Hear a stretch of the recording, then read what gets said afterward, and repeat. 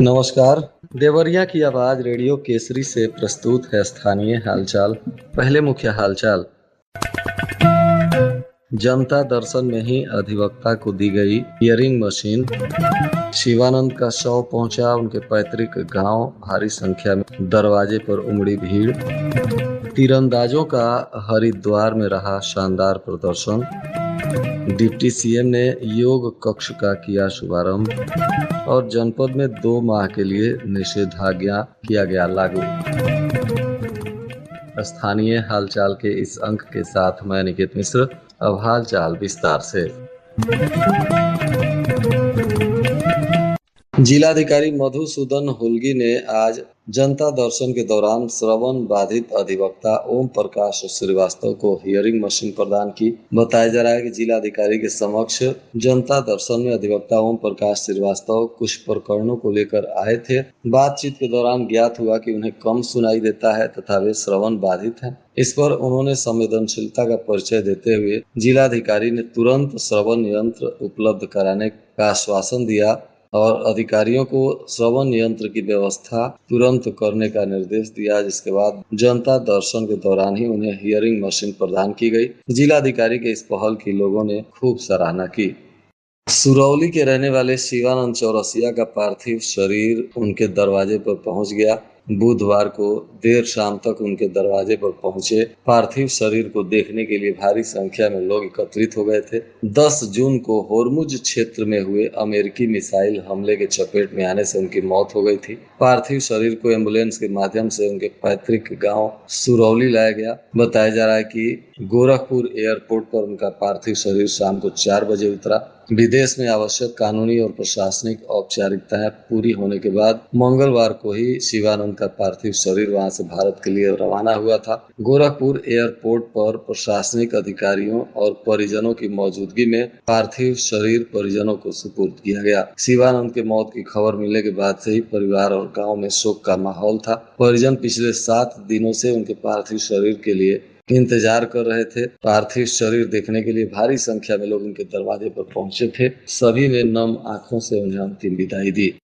16 जून से 21 जून तक हरिद्वार में आयोजित तीरंदाजी प्रतियोगिता में जनपद के तीरंदाजों ने जमकर खेला है, पूरे जनपद का नाम रोशन किया है। बताया जा रहा है कि इसमें संजीवा सिंह आर्चरी इंस्टीट्यूट देवरिया के खिलाड़ियों ने शानदार प्रदर्शन करते हुए कुल 13 पदक अपने नाम किए हैं। इन पदकों में 5 स्वर्ण पदक, 4 रजत और 4 कांस्य पदक शामिल हैं। इसके वजह से जनपद और प्रदेश का नाम रोशन हुआ है। रैंकिंग राउंड में अंडर 13 रिकर्व वर्ग में प्रज्ञा सिंह ने 344 अंकों के साथ स्वर्ण पदक जीता। इसी में अनंत गुप्ता ने 354 अंकों के साथ रजत और प्रभात ने 351 अंकों के साथ कांस्य पदक हासिल किया। अंडर 13 कंपाउंड वर्ग में आर्य प्रताप सिंह ने 349 अंकों के साथ स्वर्ण और उत्कर्ष ने 340 अंकों के साथ कांस्य पदक अपने नाम किया।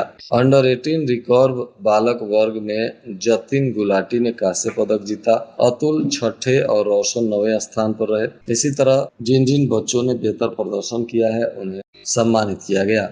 इधर शिवानंद चौरसिया के परिजनों से प्रदेश कांग्रेस कमेटी के पूर्व अध्यक्ष अजय कुमार लल्लू उनके पैतृक आवास पर मुलाकात किए। उन्होंने शोक संतप्त परिवार को ढाढ़स बंधाया और हर संभव सहयोग का आश्वासन दिया। इस दौरान कांग्रेस नेता राहुल गांधी ने भी फोन पर पीड़ित परिवार से बात की और गहरी संवेदना व्यक्त की तथा परिवार को भरोसा दिलाया कि इस दुख की घड़ी में कांग्रेस पार्टी उनके साथ खड़ी है।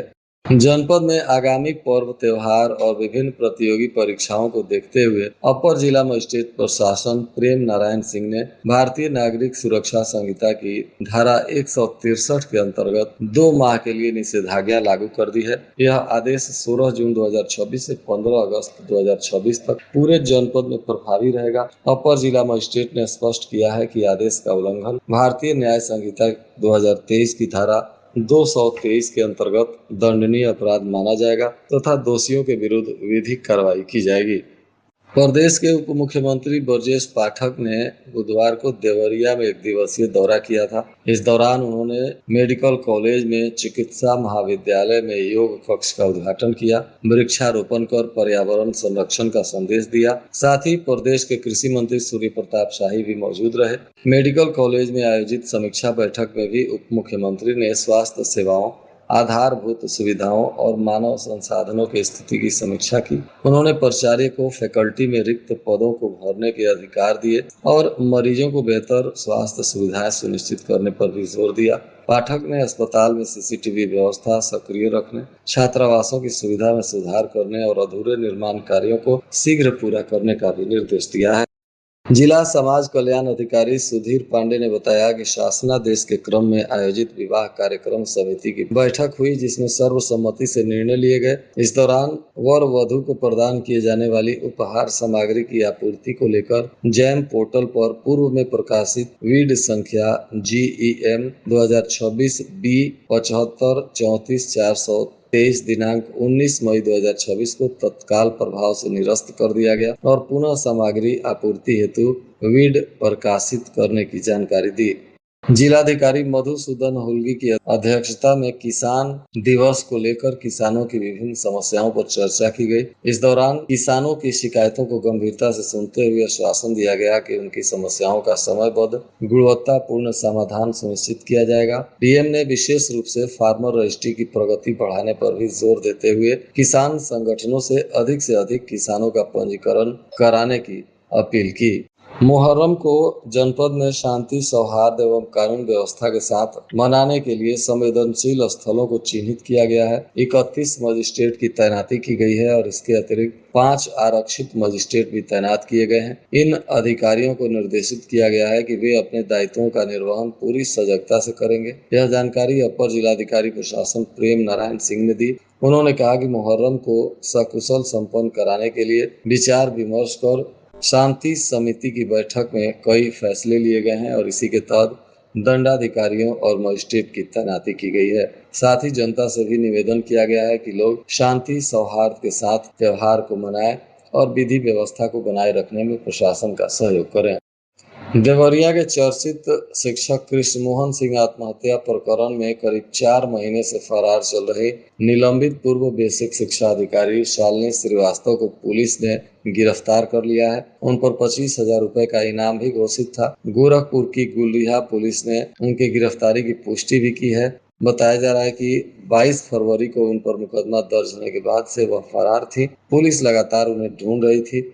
न्यायालय ने उनके खिलाफ गैर जमानती वारंट भी जारी किया था। इसी दौरान उनकी लोकेशन नई दिल्ली में मिलने के बाद पुलिस ने निगरानी बढ़ा दी थी। हालांकि पुलिस अभी गिरफ्तारी के सटीक स्थान की आधिकारिक जानकारी नहीं दे सकी है, परंतु बताया जा रहा है कि उनकी गिरफ्तारी हो चुकी है। जिले के भलुअनी विकासखंड के ग्राम जद्दू परसिया में सरकार द्वारा निर्मित अमृत सरोवर बदहाली का शिकार है। यह 34-35 लाख से अधिक की लागत से बना हुआ लगभग 1.5 एकड़ से अधिक क्षेत्रफल में फैला सरोवर पिछले 7 से 8 महीने से जल विहीन है और अब बकरियों के चारागाह में तब्दील हो गया है। सरोवर के चारों ओर RCC ईंट की सड़क बनी हुई है। निर्माण के समय यहाँ 10 से 12 लाइटें लगाई गई थी, जिनके पोल अभी दिखाई दे रहे हैं। लाइटें गायब हैं। लोगों के बैठने के लिए बनाई गई कुर्सियां भी टूट चुकी हैं। एक मजबूत चारदीवारी होने के बावजूद भी सरोवर में गंदगी फैली हुई है।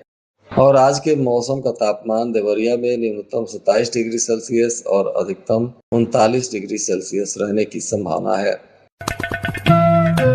अंत में मुख्य हालचाल एक बार फिर। जनता दर्शन में ही अधिवक्ता को दी गई हियरिंग मशीन। शिवानंद का शव पहुंचा उनके पैतृक गांव। भारी संख्या में दरवाजे पर उमड़ी भीड़। तीरंदाजों का हरिद्वार में रहा शानदार प्रदर्शन। डिप्टी सीएम ने योग कक्ष का किया शुभारंभ और जनपद में 2 माह के लिए निषेधाज्ञा किया गया लागू। इसके साथ ही रेडियो केसरी से प्रसारित स्थानीय हालचाल का यह अंक समाप्त हुआ। नमस्कार।